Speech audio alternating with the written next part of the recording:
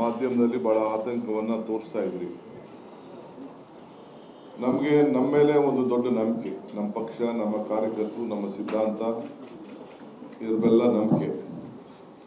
ನಾನು, ಮುಖ್ಯಮಂತ್ರಿಗಳು, ACC general ಸೆಕ್ರೆಟರಿಯವರು, ನಮ್ಮ ಯುವ ಶಾಸಕರುಗಳಾದ ಸಲೀಂ ಅಹಮದ್ ಮತ್ತು ರಿಜ್ವಾನ್ ಅವರಿಗೆ ನಮ್ಮ ಇಂಡಿಪೆಂಡೆಂಟ್ ಆಗಿ, ನಮ್ಮ ರೆಬೆಲ್ ಆಗಿ ಅರ್ಜಿ ಹಾಕಿದಂಥ ಕ್ಯಾಂಡಿಡೇಟ್ ಹತ್ರ ಹೋಗಿ ಮಾತಾಡಿ ಮನವೊಲಿಸಬೇಕು ಅಂತೇಳಿ ಮುಖ್ಯಮಂತ್ರಿಗಳು ನಾವೆಲ್ಲ ಸೇರಿ ಒಟ್ಟಿಗೆ ಅವ್ರಿಗೆ ಜವಾಬ್ದಾರಿಯನ್ನು ವಹಿಸಿತು. ಸೊ ಇನ್ನು ಇಬ್ಬರು ಲೀಡರ್ಸ್ಗೂ ವಹಿಸಿದ್ದು. ಕೆಲವರು ಕೇರಳಕ್ಕೆ ಹೋಗ್ತಾ ಇದ್ದೀವಿ ಅಂತ ಅಂದರು, ಕೆಲವರು ಬೇರೆ ಜವಾಬ್ದಾರಿಯನ್ನು ವಹಿಸ್ಕೊಂಡಿದ್ದೀವಿ ಅಂತ ವಿಚಾರ ತಿಳಿಸಿದ್ರು. ಆಮೇಲೆ ನೀವೇ ಹೋಗಿ ಅಂತ ತಿಳಿಸಿದವ್ರು ಲಾಸ್ಟ್ ಮೂಮೆಂಟ್ವರೆಗೂ ಅವ್ರು ಹೋಗಿ ಸ್ವಲ್ಪ ವಿಡ್ರಾ ಮಾಡೋಕ್ಕೆ ಸ್ವಲ್ಪ ಟೈಮ್ ಕಡಿಮೆ ಇತ್ತು. ಸೊ ವಿಡ್ರಾ ಮಾಡ್ಕೊಳಕ್ಕಾಗಲಿಲ್ಲ. ಆಮೇಲೆ ಅವರೆಲ್ಲ ಮನವರಿಕೆ ಮಾಡಿ ಮುಖ್ಯಮಂತ್ರಿಗಳ ಹತ್ರ, ನನ್ನ ಹತ್ರ ಎಲ್ಲ ಮಾತಾಡಿಸಿ, ಸೊ ನಮ್ಮ ಪೈಲ್ಮಾನ್ರವರು, ನಾನು ಹುಟ್ಟೊಳಗಿಂದನೂ ಕಾಂಗ್ರೆಸ್ ಬೆಳೆಸಿದ್ದೀನಿ. ನನ್ನ ಮಕ್ಕಳು, ನನ್ನ ತಮ್ಮ ಬ್ಲಾಕ್ ಪ್ರೆಸಿಡೆಂಟು, ನನ್ನ ಮಗ ಯೂತ್ ಕಾಂಗ್ರೆಸ್ ಪ್ರೆಸಿಡೆಂಟು, ನಾನು ಕಾಂಗ್ರೆಸ್ಸಿಗ ಅಂಥೇಳಿ ಅವರು ಕೂಡ ಅವರ ನೋವನ್ನು ಕೂಡ ಅವ್ರು ಹೇಳಿಕೊಂಡ್ರು. ಕೇಳೋದೇನು ತಪ್ಪೇನಿಲ್ಲ, ಅವರ ಹಕ್ಕು, ಅವರ ಜವಾಬ್ದಾರಿ. ನಾಯಕತ್ವವನ್ನು ಮೊದಲಿಂದ 40 ವರ್ಷದಿಂದ ಮಾಡಿದ್ದಾರೆ.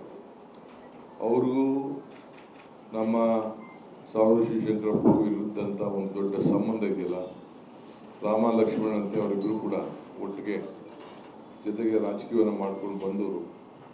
ನೀವೆಲ್ಲ ಬಹುಶಃ ಅನೇಕ ಟಿವಿಗಳಲ್ಲಿ ನೋಡಿರ್ಬೋದು.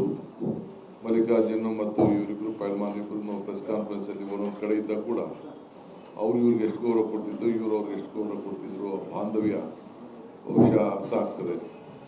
ಸೊ ಅವರು ಕರಳು ಕೂಡ ನನ್ನಿಂದ ಏನು ತಪ್ಪಾಗಬಾರ್ದು ಪಕ್ಷಕ್ಕೆ ಅನ್ನೋ ದೃಷ್ಟಿಯಿಂದ ತಕ್ಷಣ ನಮ್ಮ ಯುವ ನಾಯಕರುಗಳು ಇಬ್ಬರೂ ಹೋಗಿ ಮಾತುಕತೆ ಮಾಡಿದ್ಮೇಲೆ ತಕ್ಷಣ ಇದ್ಕೊಂಡು ರಾತ್ರಿನೇ ಅವ್ರ ಜೊತೆ, ಬೆಳಗ್ಗೆ ನಾನು ಬರ್ತೀನಿ, ನಮ್ಮೆಲ್ಲ ಕಾರ್ಯಕರ್ತರ ಹತ್ರ, ನಮ್ಮ ಧರ್ಮದ ಮುಖಂಡಗಳ ಹತ್ರ ಮಾತಾಡಿ ತಿಳಿಸಿ ನಾನು ಬರ್ತೇನೆ ಅಂಥೇಳಿ ನಮಗೆ ಮಾತು ಕೊಟ್ಟು, ಇನ್ನು ಕ್ಯಾಬಿನೆಟ್ ಆದಮೇಲೂ ಕೂಡ ನಾವೆಲ್ಲ ಕ್ಯಾಬಿನೆಟ್ ಮಿನಿಸ್ಟರ್ಸ್ ಕೂಡ ಒಂದು 10-15 ಜನ ಕೂತ್ಕೊಂಡು ವ್ಯಾಪಕವಾದಂಥ ಚುನಾವಣೆಯ ಚರ್ಚೆ ಕೂಡ ನಾವು ಮಾಡಾದ್ಮೇಲೆ ಅವ್ರ ಹತ್ರನೂ ಕೂಡ ನಾವು ಮಾತಾಡಾದ್ಮೇಲೆ ಅವರು ಮಾತಿನಂತೆ ನಾನೇನು ಮಾತು ಕೊಟ್ಟಿದ್ದೇನೆ ಆ ಮಾತು ಪ್ರಕಾರ ಟೈಮ್ಗೆ ನಾನು 11-12 ಗಂಟೆಗೆ ಬೆಂಗಳೂರು ತಲುಪ್ತೇನೆ ಅಂತೇಳಿ ಮಾತು ಕೊಟ್ಟು ಅವರೆಲ್ಲ ನಾಯಕರುಗಳನ್ನ ಕರ್ಕೊಂಡು ಇವತ್ತು ಬಂದು ಮುಖ್ಯಮಂತ್ರಿಗಳನ್ನು, ನನ್ನ ಬಂದು ಮತ್ತು ಸುರ್ಜೇವಾಲಾ ಸಾಹೇಬ್ರನ್ನ ಭೇಟಿ ಮಾಡಿ, ನಾನು ಈ ಪಕ್ಷನ ಉಳಿಸ್ಕೊಳ್ತೇನೆ, ಪಕ್ಷನ ಗೆಲ್ಲಿಸ್ತೇವೆ, ಎಲ್ಲರ ಜವಾಬ್ದಾರಿ ನಾವು ತೆಗೆದುಕೊಳ್ತೇವೆ, ಪಕ್ಷ ನಮ್ಗೆ ಇಂಪಾರ್ಟೆಂಟು, ದೇಶಕ್ಕೆ ಒಂದು ದೊಡ್ಡ ಸಂದೇಶ ಹೋಗಬೇಕು ಅಂತ ತೀರ್ಮಾನ ಮಾಡಿ